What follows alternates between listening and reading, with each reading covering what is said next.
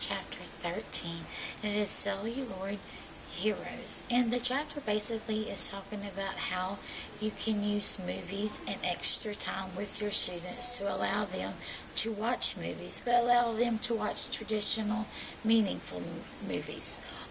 Mr. Ralph on Tuesdays has a 2 hour break in the afternoon where they usually do like a school-wide teacher resource meeting. And so the students are allowed to come in his room and pick out a video and sit there and watch it. And a lot of his former students like to come back and visit as well. And then on the weekends, he allows the students, they have a Hobart Shakespearean card, and they have one DVD monitor, and they check out the movie, and the DVD monitor has to sign the card, and they check out the movie, and they have to bring it back Monday. Now, if they have rude behavior in the classroom, or if they don't bring back the movie on Monday, then they lose their privilege.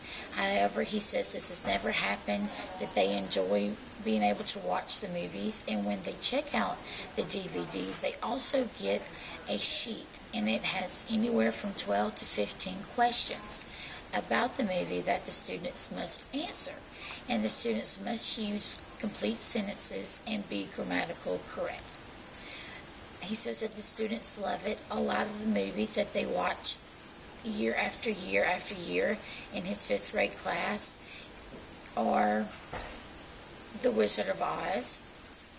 They watch Groundhog Day.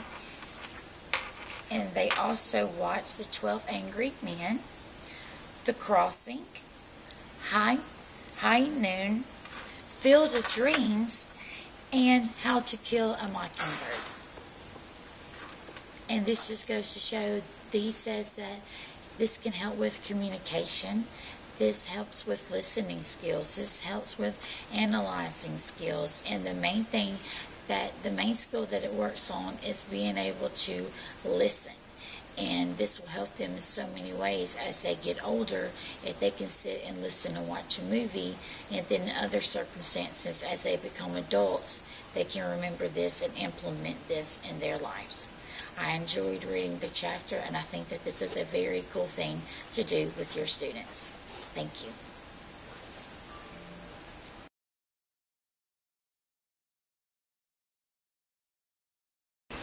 Chapter 17, Willpower. In this chapter, Ralph Esquith is talking about his William Shakespeare plays, he and his class 56. And in this chapter, his plays has 2 objectives. One is to learn, he wants his students to learn about the power of language through Shakespeare. Second, he wants to teach them to have fun while working as a team. That working as a team can be fun and productive. When he chooses William Shakespeare plays, he chooses from anyone. He doesn't limit his classroom to the Romeo and Juliet into the Macbeths. He chooses from anyone. They're able to do any play. And he always chooses to play 1 to 2 years in advance, so he has plenty of time to study the play carefully and work out all the wrinkles. But first, he gets started by telling students that he's going to have rehearsal after school. He does it voluntarily, so the students can volunteer to do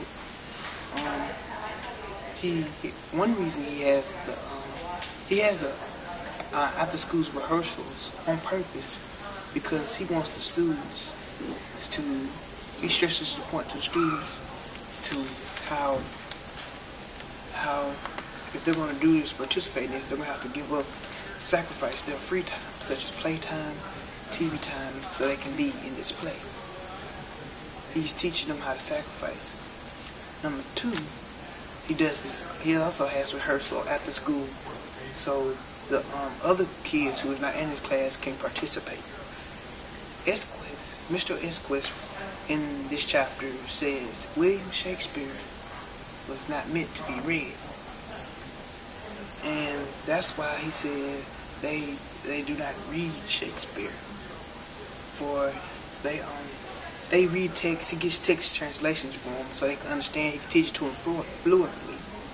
But he says they also listen to the CDs, and as they're listening to the play through the CD, through the audio, he pauses it and breaks it down to them as they're going along in the play to help them understand it. They also watch William Shakespeare plays on film to see how professional actors portray the characters that the students would be portraying in their play, or as they're known as the Hobart Shakespeareans, and they're known all around the world.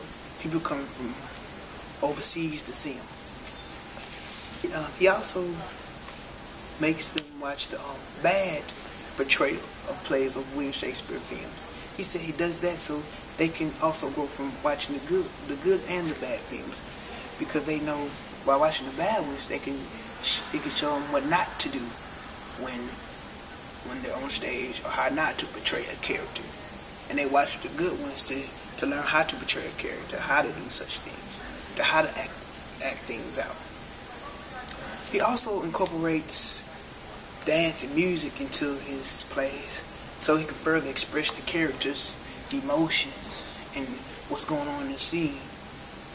And that really brings out the play even more. He states in this chapter how a man listens to Shakespeare on the radio but can't understand it.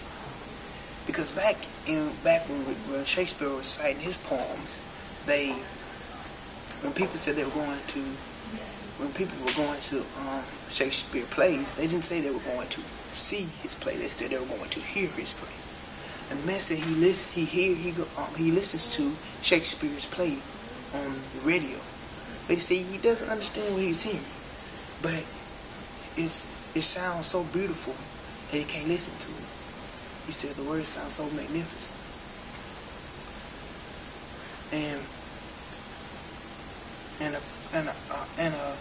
a question Esquith says he frequently gets is, how does he get his students to learn such long lines, such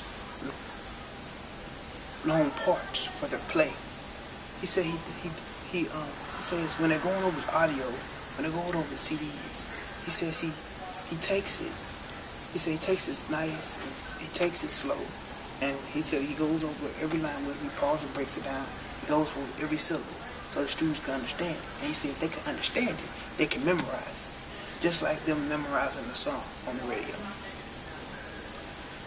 And he said it takes them 8 months to prepare for the play, so they can work out any problems, or if any of the kids get sick and somebody else has to take the role. And some kids have more than one role. He states that they do their performance in the classroom for comfort zone. He said they have been asked to go perform in plays at other places, but he said they performing right there in the classroom, about 200 square feet. The parents come to see it. Says real nice and close up on them. He said it really brings them back to how Shakespeare really was. He said people were really all up on the stage, close up to the play as they were when Shakespeare was reciting it. And after they perform the play, he says the 4th graders come up, and everybody takes their bow. Then the 4th graders come up, and then they come and they tell the audience what William Shakespeare play they will be performing next year. And this is Mr. Esquith's class, room 56. The end.